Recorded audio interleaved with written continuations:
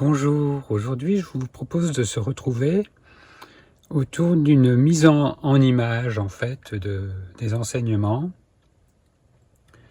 et de cette perception unitive, on pourrait dire, de ce que nous sommes véritablement. Le point de départ de cette feuille blanche est parfait en fait, puisque au départ c'est même pas une feuille blanche, ça n'est même pas blanc, ça n'est même pas transparent. C'est ce qui est avant tout. C'est ce que Nisargadatta appelle notre absolu. Cette présence qui n'a même pas conscience d'elle-même, puisque elle-même serait déjà autre qu'elle-même. Cet avant tout, qui ne nous est pas étranger, et qui ne nous est pas non plus inaccessible. C'est souvent l'exemple est pris de comparer à un sommeil profond conscient. Mais c'est cela en fait, dans le sommeil profond, quand nous nous réveillons, avec une conscience identifiée et qui fonctionne sur ce qui peut être perçu, conscience de quelque chose, ou qui peut être objectifiable, eh bien, objectivable même, comme on me l'a fait remarquer très gentiment, eh bien, là, il n'y a rien pour cela. Il n'y a rien dans ce sommeil profond, conscient, ce rien. Mais ce rien n'est pas un vide, un nihilisme, c'est cet avant tout. Donc considérons-le ici comme cette feuille blanche. Et, pour reprendre l'expression de Nisargadatta, d'une manière accidentelle ou naturelle, en tout cas non prévisible, avec un dessein, une intention qui n'est pas de l'ordre de l'intention ou du but, comme nous pouvons le comprendre sur un plan mental, intellectuel, apparaît la conscience au sein de cela. Nous allons la symboliser de cette manière-là. Une sorte de cercle. Voilà. Bien sûr, tout ceci, ce sont des images. C'est à prendre de l'ordre du symbole, mais une représentation en image de ce phénomène.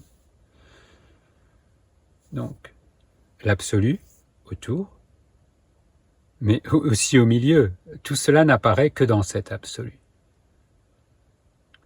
Et la manifestation qui va pouvoir, on pourrait dire en quelque sorte, se produire au sein de cette conscience. Cette semaine, on m'interpellait sur le sens de Hiranyagarbha, cette matrice d'or. Matrice, vous voyez, au sein de laquelle tout va pouvoir se manifester. Pas comme quelque chose d'un monde matériel différent, mais bien comme une émanation, on pourrait dire un parfum, on pourrait dire un mouvement, une danse de cette conscience en elle-même, par elle-même. Mais n'oublions pas l'indicible, l'invisible, que nous nommerons ici l'absolu, cet avant tout. Et n'oublions pas non plus que tout cela ne nous est pas étranger. C'est notre propre anatomie, notre propre mystère aussi en même temps.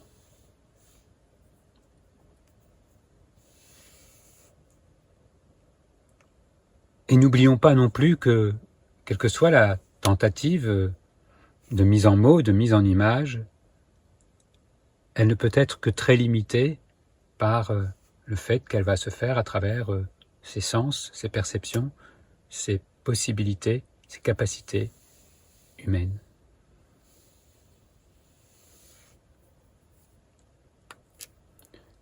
Pour l'idée du dessin et faciliter ce dessin très basique et sans l'utilisation de systèmes d'images par ordinateur et autres qui sont très très belles aujourd'hui, mais voilà, je reste sur des choses très très basiques. On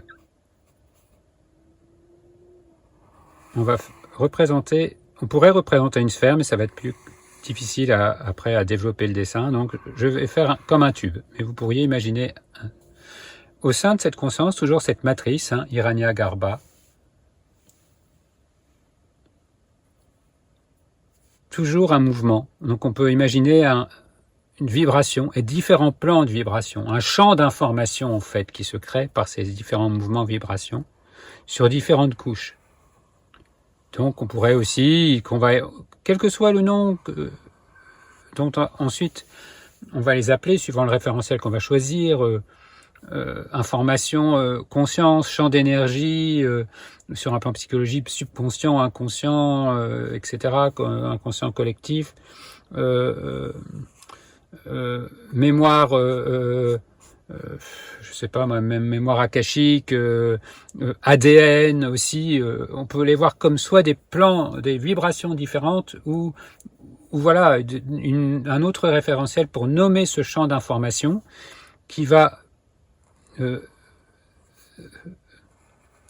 va dire nourrir les sous-couches de manifestation jusqu'à arriver à des manifestations, voilà, quelles qu'elles soient, qui peuvent sembler distinctes, mais qui sont toutes en fait reliées et qui sont même reliées mais non séparées de ce champ vibratoire. Vous imaginez ce tube comme ça, voilà. Et quand,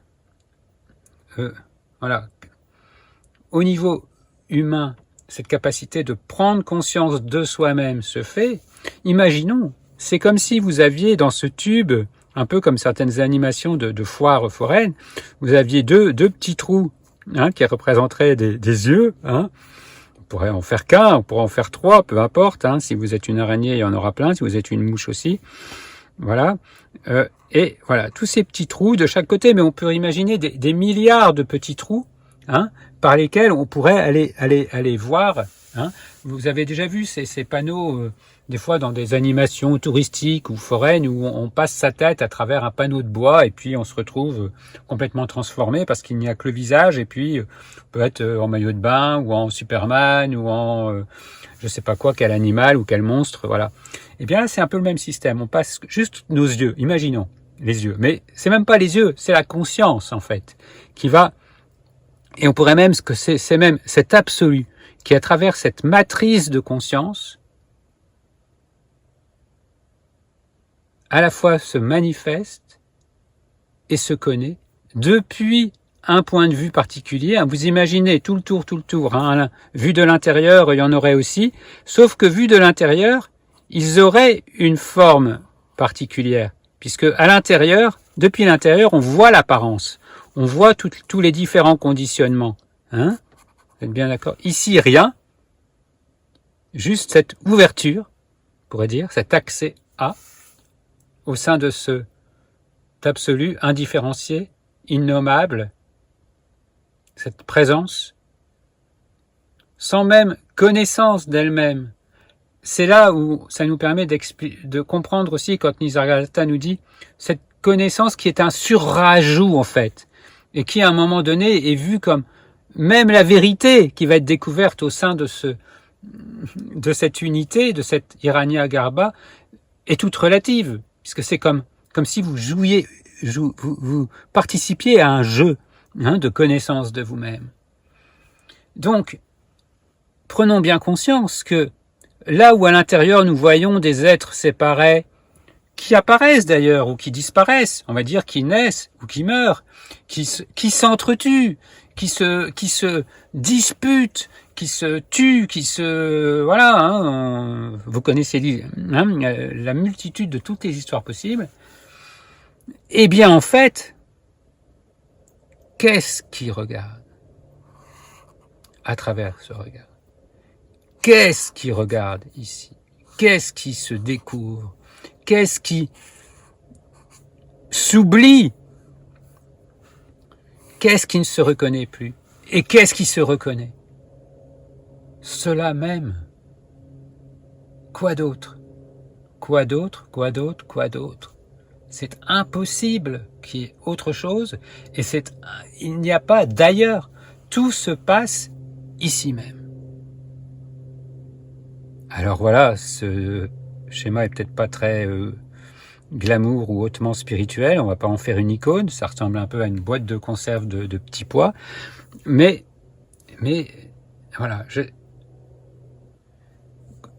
l'absolu, ici, toujours, mais l'absolu, l'indicible, peu importe le nom, c'est le sans nom. Hein. Dans d'autres traditions, on va dire surtout ne le nommez pas, parce que vous allez en faire un objet. Donc le sans nom.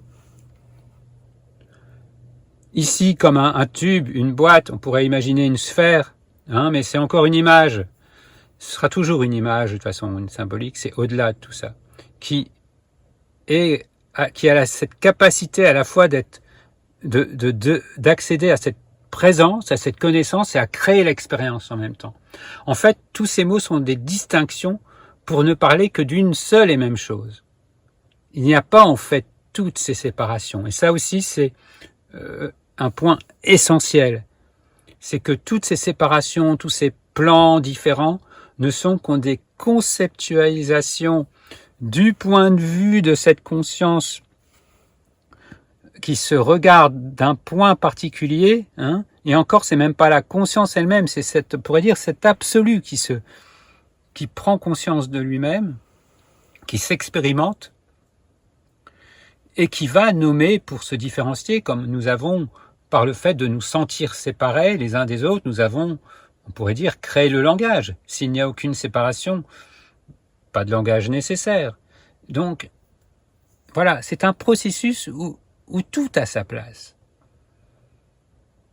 Mais à un moment donné, voilà, plutôt que d'être dans cette phase d'oubli et de séparation, qui est une phase qui peut avoir sa place aussi pour créer ces différents outils, justement, hein, donc qu'on vient d'évoquer, de communication, d'expression, et bien à un moment donné, voilà, que cela puisse devenir, on pourrait dire, que le plus transparent possible, et dans une communication, on pourrait dire, à double sens à chaque fois, hein, de intérieur, extérieur, si l'on peut dire, hein, c'est encore imagé, bien sûr, toujours, hein, voilà, entre, voilà, ici, à l'extérieur, hein, de cette matrice, cette inconnaissance de nous-mêmes. Mais donc, vous pouvez faire le mouvement, hein, vous pouvez ressortir un peu comme de la boîte de conserve. Cette boîte de conserve, elle commence, on pourrait dire, elle est au cœur de vous-même, elle commence à 0 centimètre de vous-même. Donc, on revient, on ressort de tout ça, et on revient. Ici, on pourrait dire que l'extérieur, c'est ce « je suis ». Et là encore, tant que vous n'êtes pas complètement passé à travers, vous voyez bien que ici, que vous rentriez là, c'est toujours ce je suis, un seul et même nom. Et une fois que vous rentrez encore un petit peu plus, que vous passez, qu'on pourrait dire complètement la tête, là, oui, vous devenez Pierre, Paul, Jacques, Chantal, Sylvie, Isabelle, Carole, voilà. Mais que pour cette possibilité de s'oublier, de se reconnaître, de dialoguer. Sur tous ces visages, sur toutes ces formes, vous pourriez mettre votre photo. Mais ce serait plus difficile pour voilà, ça créerait plutôt un petit peu de chaos. Donc, voilà, des visages en apparence différents, mais en essence les mêmes. Des conditionnements différents de société, d'époque, de de culture, d'ADN, de quel que soit, peu importe, on peut tout prendre. Ça ne sont que des champs d'information, ultimement, au sein de la conscience, dans son mouvement d'expression d'elle-même, on pourrait dire, de manifestation. Alors évidemment, ça oblige en quelque sorte à sortir du monde du concept matérialiste, où des objets sont là, créés on ne sait pas comment, et puis certains sont conscients, d'autres non conscients. Bon, voilà. C'est toujours cela même. Mais si cela, on pourrait dire, se regarde à travers ce qui pour nous a l'apparence d'un caillou, eh bien, le mode d'expression et de communication va être évidemment différent. À travers un arbre différent, à travers une mouche différent, à travers un oiseau, suivant lequel, différent. À travers un être humain, différent. Et différent d'un être humain à l'autre. Chez certains, cette communication, on va dire, rétro-communication est fermée dans un oubli, et l'hypnose est totale dans le jeu. Chez d'autres, elle est plus ou moins ouverte. Voilà, à des niveaux plus ou moins profonds, fluides. Chez certains, elle est complètement ouverte, avec cette reconnaissance que où qu'ils regardent et où qu'ils regardent à l'intérieur, ça n'est que cela. Je ne peux voir que moi, et pas ce petit jeu, mais voilà, ce jeu sans jeu, on pourrait dire.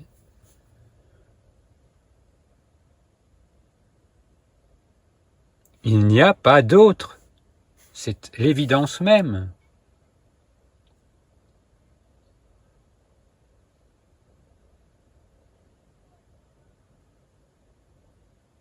Et cela automatiquement, quand cette circulation complète peut se faire, cette fluidité d'inspire, d'expire, on pourrait dire, et finalement de non-mouvement, au-delà de l'inspire et de l'expire, eh bien, un nombre infini de conditionnements liés à cette asphyxie de nous-mêmes en nous-mêmes tombe. Tout ce qui peut être sentiment de peur, de culpabilité, de peur de mourir, de peur de l'autre, tombe d'elle-même sans devoir faire d'efforts.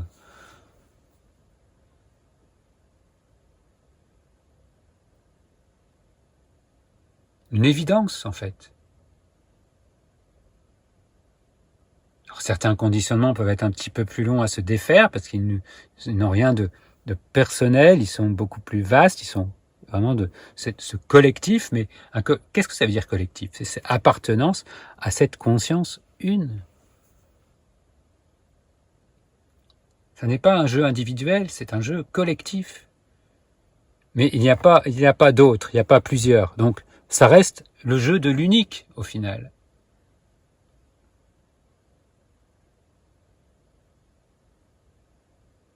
Ici, à l'intérieur, collectif. Ici, unique.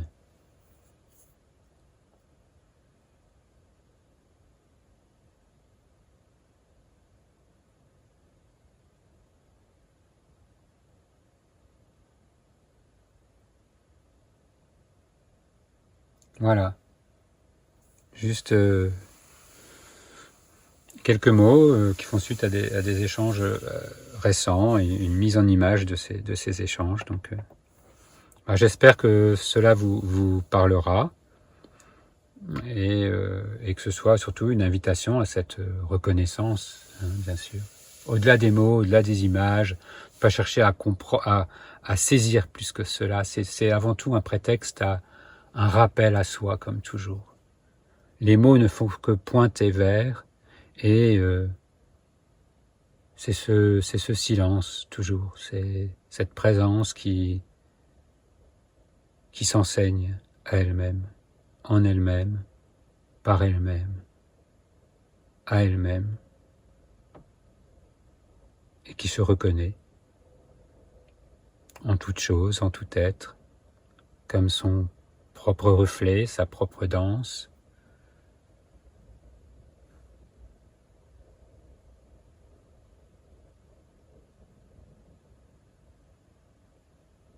Il n'y a que cela.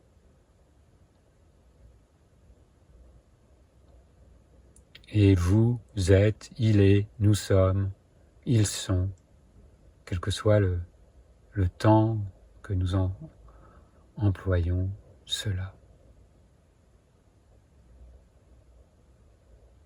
Et le seul temps véritable est ce temps présent, parce qu'encore une dernière petite notion que nous pourrions rajouter sans vouloir trop compliquer, mais c'est que ici même, tout se joue maintenant.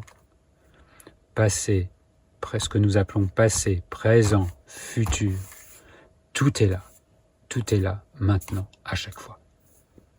Tout est là maintenant. Et c'est ça qui est complètement magique aussi. C'est que la moindre mouvement, la moindre même prise de conscience, la moindre ouverture, voilà, le moindre souffle de reconnaissance ici interagit automatiquement avec l'ensemble de tout ce qui se manifeste.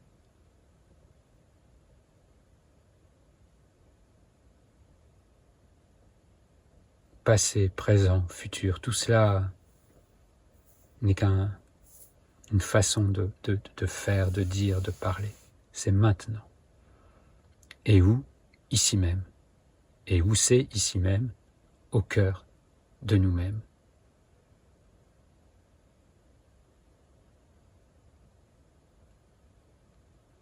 Et toute souffrance est le signe d'un oubli partiel ou total de cela, et comme un voyant clignotant qui s'affiche sur notre tableau de bord.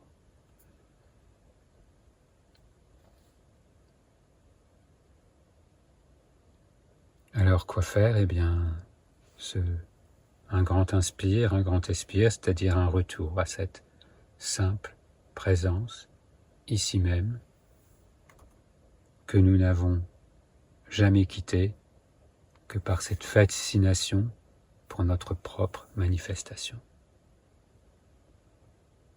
Pas besoin de faire disparaître la manifestation, pas besoin d'y changer quoi que ce soit, juste ce rappel de nous-mêmes, à nous-mêmes, en nous-mêmes.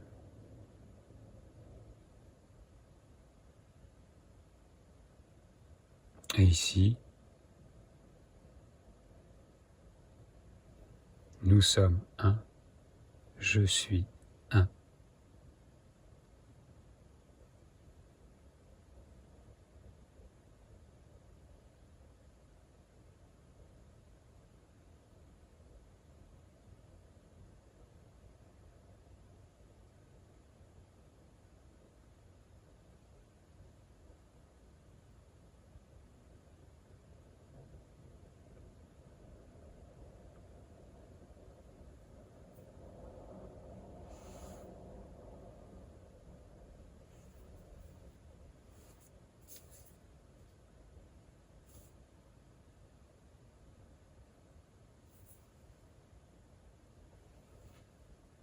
Bien à vous, en unité.